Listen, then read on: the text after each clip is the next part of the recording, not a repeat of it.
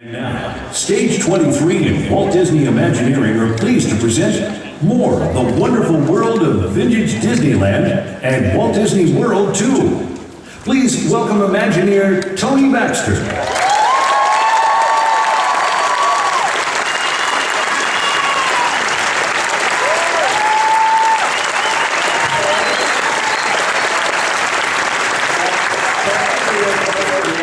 We got this thing the best for last, I think so. And I can't tell you how close this came to not happening. A dear friend of mine, Ed Hogelman, who's been responsible for putting all this together, well, he's no longer with the Disney company. And so we suddenly realized, how are we going to create something new for you?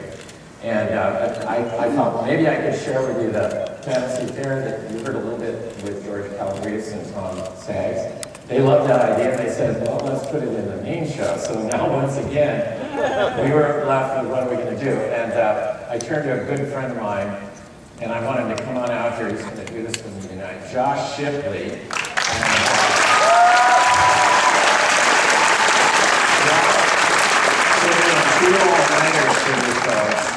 To pull this off to get the new footage in this. I think you're going to really enjoy it. So, next thing if I start calling. Yeah, right. All right, so I have four, we're literally packing this thing, so you're going to get like 55 minutes of footage, which leaves me 5 minutes to talk. So I think I already used up 2 of those. What we got here first is something that was shown on TV, so it's a little bit of a cheat, but I think you'll enjoy it because it's Winston Himmler, 10 days before the park opened, taking you on a tour, and all the footage you're going to see in black and white is what all of this footage we're going to show you today was recorded for. It was for the use on the television show. So I think it'll give you good context to start things off and show you just exactly what Walt had in mind with doing all these crazy recording sessions. So we're going to get to sit here and not talk for about 15 minutes. So let's go ahead and start with a progress report, I think 10 days before the opening of Disneyland in black and white. And now, here's Winston Himmler to take you on a behind-the-scenes tour of Disneyland. Right from the start, we had our dreams pretty well in hand. And of course, the best starting point is the old reliable drawing board, that magical borderline where dreams cross over from the misty land of imagination into the modern world of reality. Once the ideas were laid out on the drawing board, we started to break them down into working parts. Creating a design is one thing, making it work mechanically, surely, safely is another. Our engineers pored over the sketches, analyzed the problems, and made the models. Little models, medium-sized models, and life-size models.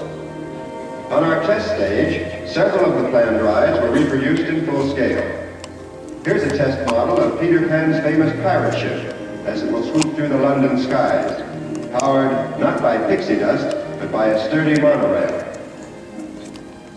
Across the studio street, on the tank stage we built for the submarine in 20,000 Leagues Under the Sea, our monorail system went underwater. To properly control the action of the mechanical alligators and hippos that rise out of the water, we had to time the course and the speed of the boat exactly. Inside stage 3 nearby, where only a little while back Davy Crockett was battling the soldiers of General Santa Anna, we started construction on a 105-foot American riverboat, the stern-wheeler Mark Twain. Since the deck slopes from one end to the other, each piece of wood had to be individually cut and fitted. To make sure it was completely authentic, we called in as supervisor a Mississippi riverboat captain who had spent a lifetime running just such a boat. Constructing such a large boat inside a building 50 miles from water caused a lot of raised eyebrows. But unlike the fellow who built a boat in his basement and couldn't get it out, we had a plan.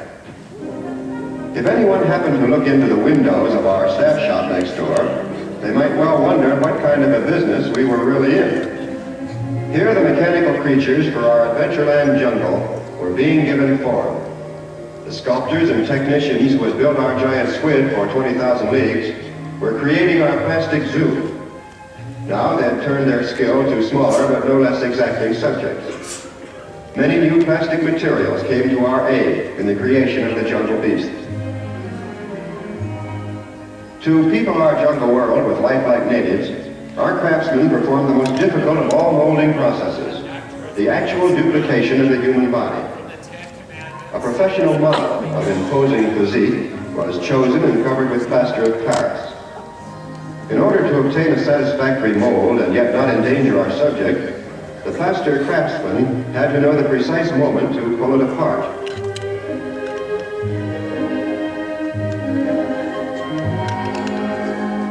The hero of the hour was our model. Although the plaster got warmer and warmer as it hardened, he remained under the circumstances cool and collected.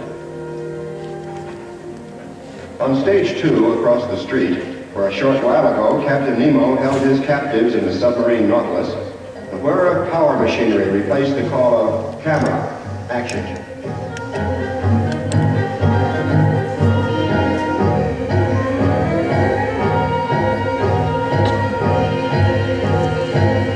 For here, we were building 5/8 scale railroad cars to run on Disneyland's own narrow gauge line, the Disneyland in Santa Fe. When you board one of these coaches and circle the park on the 3/4 mile trip, you'll have an old-fashioned but easy-riding view of all 4 realms of Disneyland.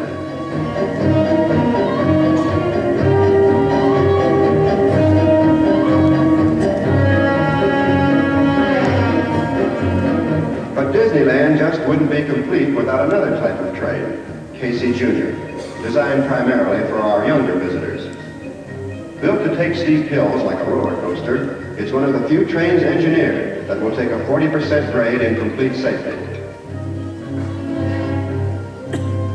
On the studio back lot, wagon makers were reviving the nearly forgotten art of building stagecoaches, surreys, buggies, buckboards, and Conestoga wagons.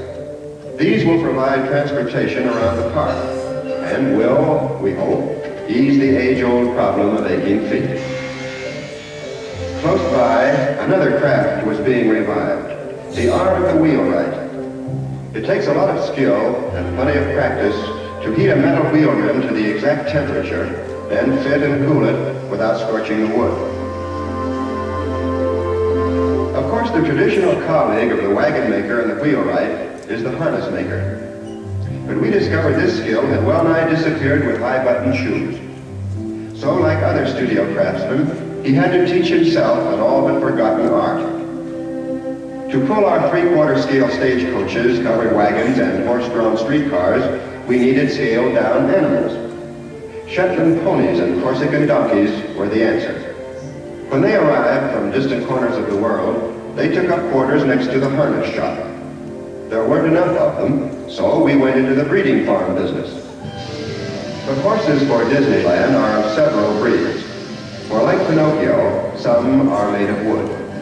Of course, we mean horses for the Carousel. The problem of carving merry-go-round horses really stumped us.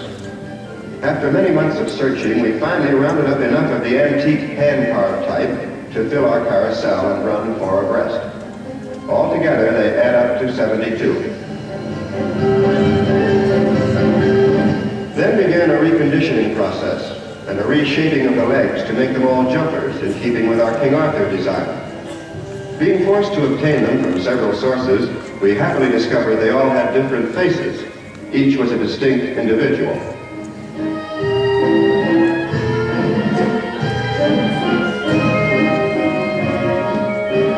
At Disneyland, fact and fantasy often go hand in hand.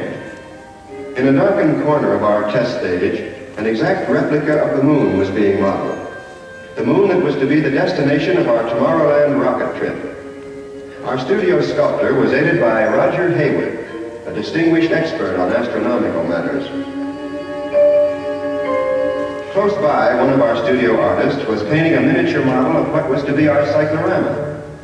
When completed in full scale, it will be seen in Tomorrowland and will give the illusion of a panoramic view of America as seen from a space station, traveling in an orbit 500 miles above the Earth.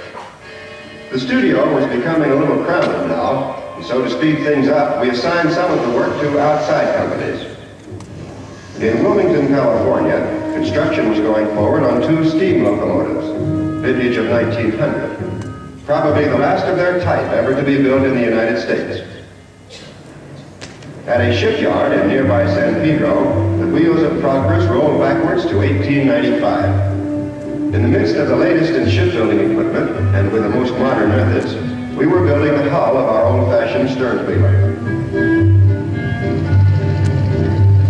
In nearby Newport, we were building and assembling miniature Autopia racing cars.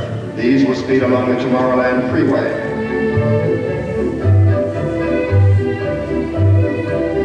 Specially designed and built with a frame of steel tubing and a fiberglass body, each of these cars will have its own one-cylinder, 6.5 horsepower motor. A most difficult problem was to build them to fit the varying sizes of growing youngsters. We finally agreed on 2 gas pedals, a close one for the smaller children, and one more distant for the older type youngster, say the 16 to 60 variety. And to give it that authentic real-life feeling, our freeway will be patrolled by miniature police cars. Near at hand in Costa Mesa, we were working on the Explorer's launches, destined to fly through many tropic waters on our exotic Adventureland voyage. Here, as in many other problems we encountered in building Disneyland, modern plastic materials came to the rescue. For these boats are molded of fiberglass. By using these latest boat-building techniques, we were able to make them sturdier and safer than with conventional materials. Back at the studio, the working models of our rides had been perfected, and we were well into construction on the real thing. Peter Pan's pirate ship needed only finishing touches to carry us over London, through the first star to the right, down the glide path of a moonbeam on your trip to Neverland. Mr. Toad's 1903 car of Wind in the Willows fame needed only wheels, its final paint job, and its electric motor to carry passengers on a careening ride through Toad Hall and the English countryside. Here the scenic backgrounds are being prepared by our studio artists.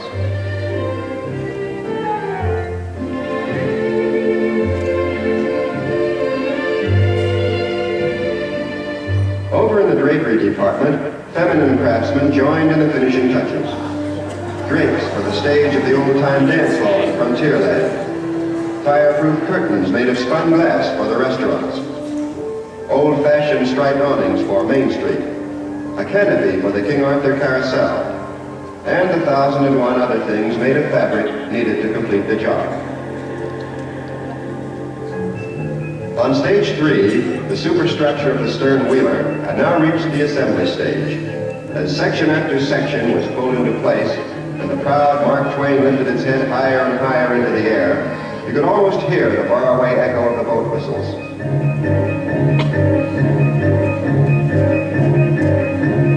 Now, this question as to whether or not we could get the boat out of the stage, well, we fooled nearly everyone, for it was designed to come apart in sections for shipping.